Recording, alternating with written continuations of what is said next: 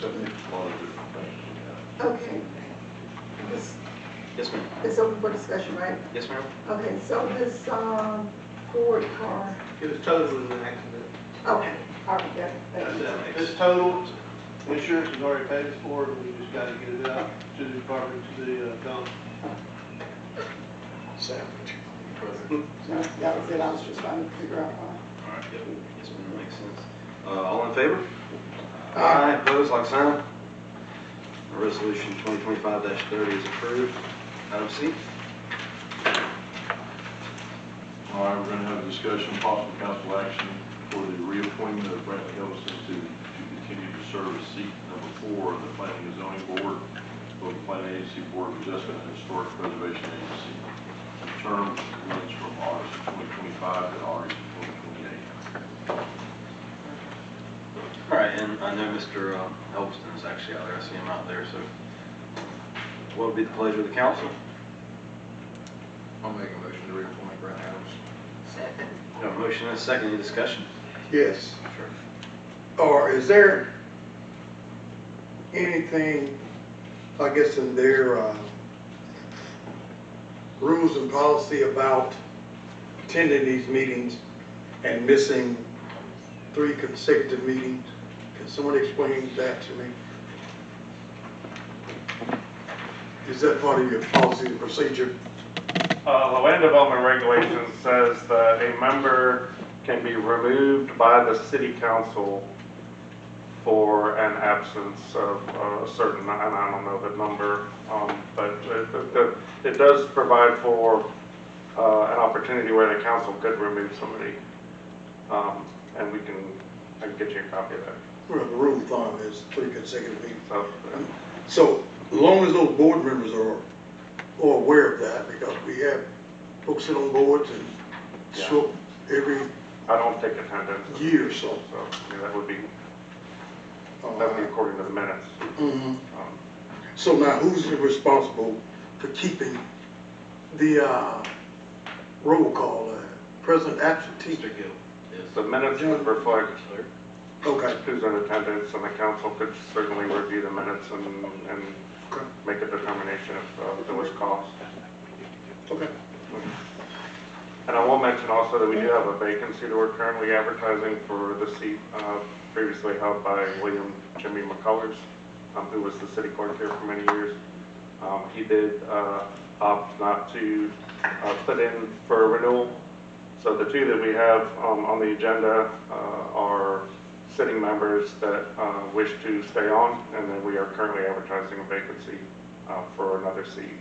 And that will likely, if we have any applicants, come before the council next month.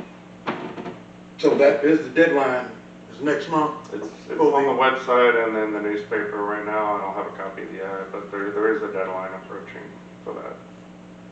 Okay, and also in that application, duties, responsibilities, and Yes, the application that was approved when we went through this a few months back. And while you're talking about that, do we have to, I just think it's so unfair that we grade people who are applying for these positions. It's not a paid position, it's volunteer positions, that we put them through a public interview to sit on a board. Do we have to carry that out that way? Or I'm not sure what you're asking.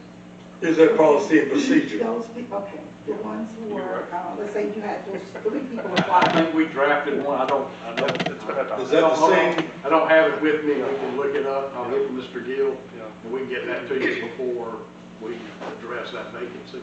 All right, does all those policies and procedures, will that cover every board?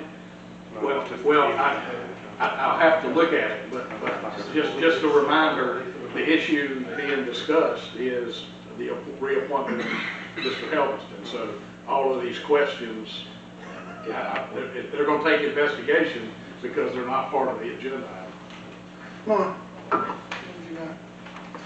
But yes, I will get with Mr. Gill and get that procedure. I think we did a resolution. We did. Mhm.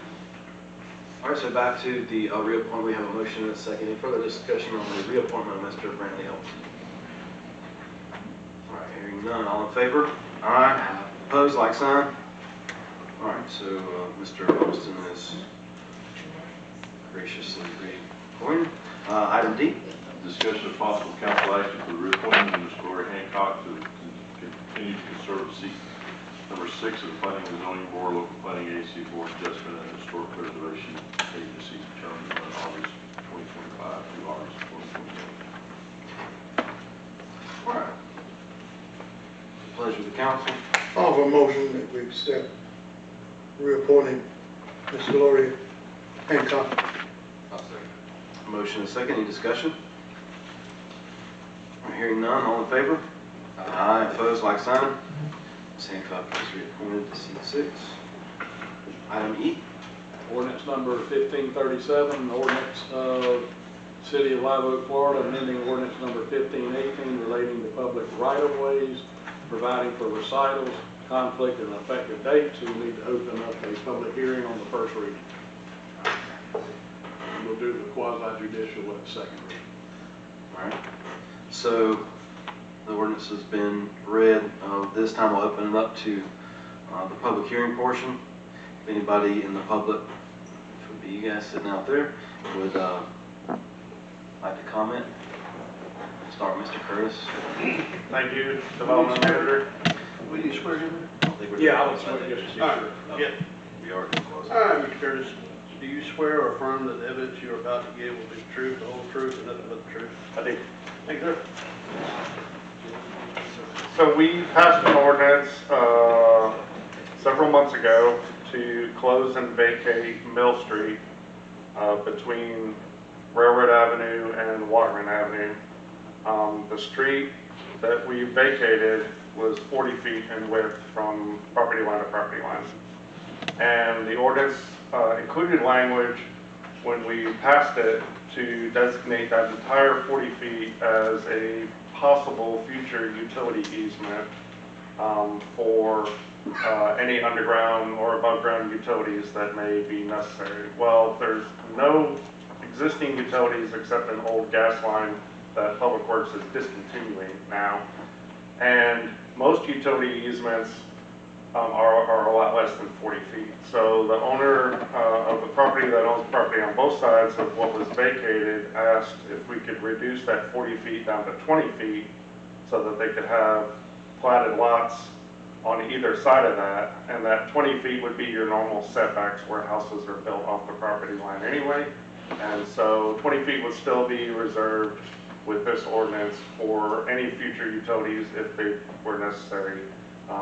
But there wouldn't be a conflict with somebody worrying about whether they were building a house on top of an easement or not. And so that's what this does.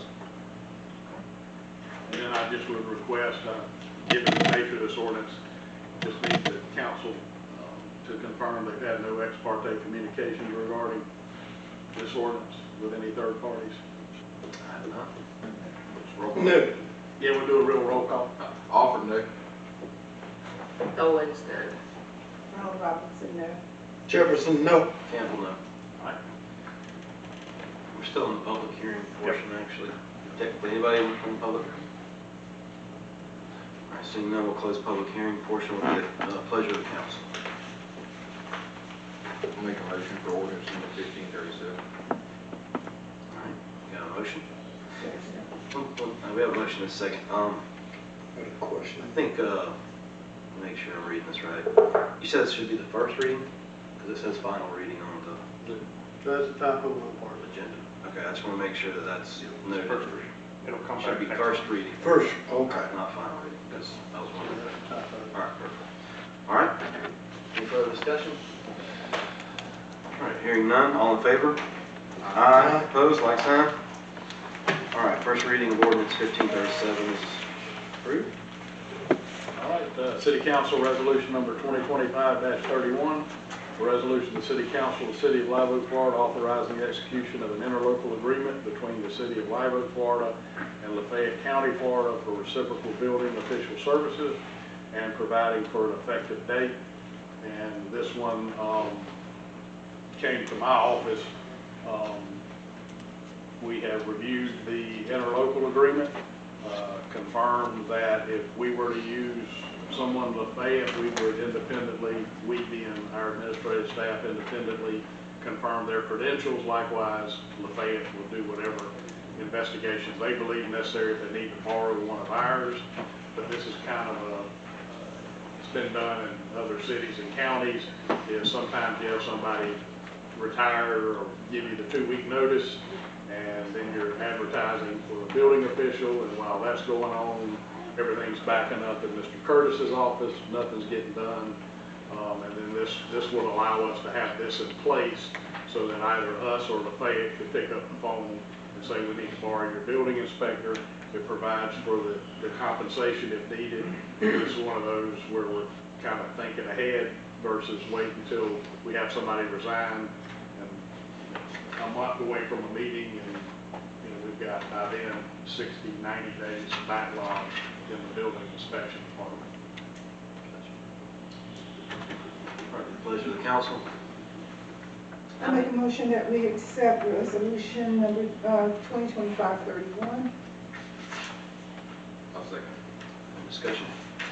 Yeah, I have a question. Is this only for if there's maybe a resignation type thing? What about if we need, let's say we get quite a few. It can be used for that if it's a backlog on either side of the interlocal, and that gives us the advance authority to go ahead and request that if they have the time to please assist us. We've got 10 sitting on the burner. We'd like you to take 3, 4, or 5 of them, and that would help alleviate any backlogs in the future.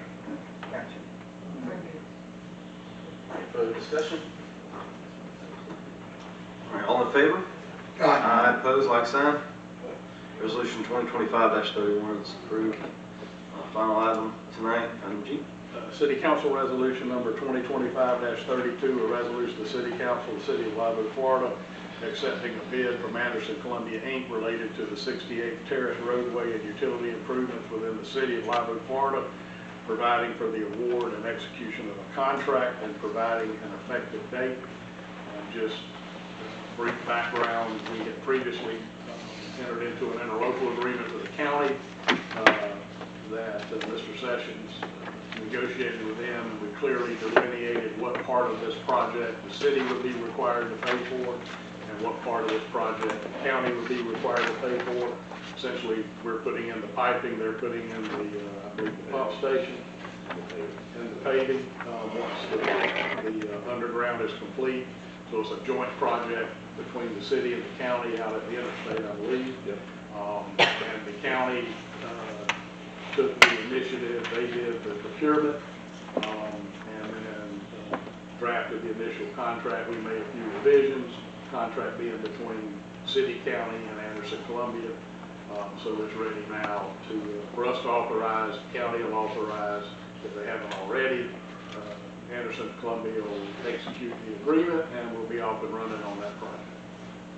And both, with us working together, it saves both us and the county money by doing this project together.